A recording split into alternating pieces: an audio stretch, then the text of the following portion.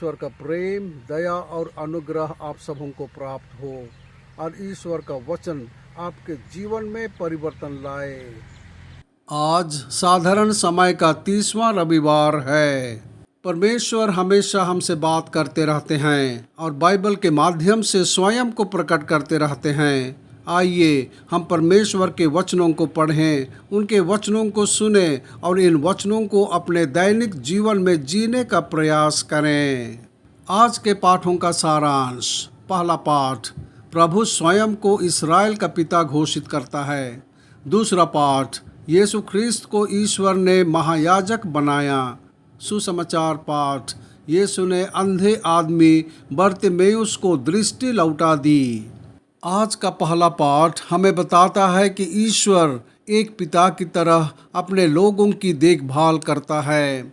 उसने उनसे आनंद मनाने को कहा क्योंकि परमेश्वर इस्राएल के प्रति समर्पित है और उन्हें उनकी भूमि पर पुनः स्थापित करेगा।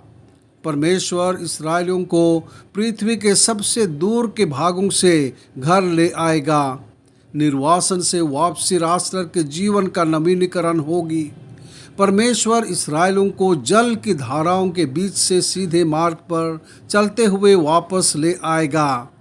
इस्राएलियों को शरणार्थियों के एक समूह के रूप में दर्शाया गया है जो असुरक्षित हैं। परमेश्वर महिलाओं और बच्चों की देखभाल एक पिता की तरह करेगा। इब्रानियों से लिया गया आज का दूसरा पाठ हमें बताता है कि यीशु को ईश्वर ने महायाजक के रूप में चुना था और उन्हें मेल्कीसेदेक के क्रम में हमेशा के लिए महापुरोहित की उपाधि दी गई थी।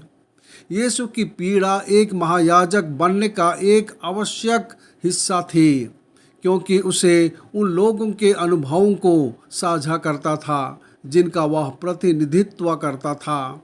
महायाजक के रूप में यीशु का अंतिम उद्देश्य उन लोगों को शाश्वत मुक्ति प्रदान करता था जो उसकी आज्ञा मानते थे। आज का सुसमाचार संत मरकुस के सुसमाचार से लिया गया है जो हमें बरतिमेउस की कहानी बताता है जो अंधा था और यीशु में अपने विश्वास के कारण उसे दृष्टि प्राप्त हुई। बरतिमेउस के चिल्लाने से पता चलता है कि उसने यीशु के बारे में सुना है और उसका ध्यान आकर्षित करने के लिए दृढ़ है। भीड़ परेड का आनंद लेने की कोशिश करती है और बरतिमेउस को शांत रहने का आदेश देती है। हालांकि बरतिमेउस शांत नहीं होगा और दया के लिए चिल्लाता रहेगा और यीशु ने उससे पूछा कि वह उससे क्या चाहता है और अंधे बरतिमेउस ने उसे स्वामी कहकर संबोधित किया और उससे उसकी दृष्टि वापस लाने का अनुरोध किया। और यीशु ने उससे कहा, अपने मार्ग पर जाओ क्योंकि तुम्हारे विश्वास ने तुम्हें अच्छा किया है। और वह तुरंत देखने लगा और यीशु के पीछे हो लिया। यीशु ने खुद बरतिमेउस से कहा कि यीशु में उनके विश्वास ने उन्हें ठीक कर दिया है।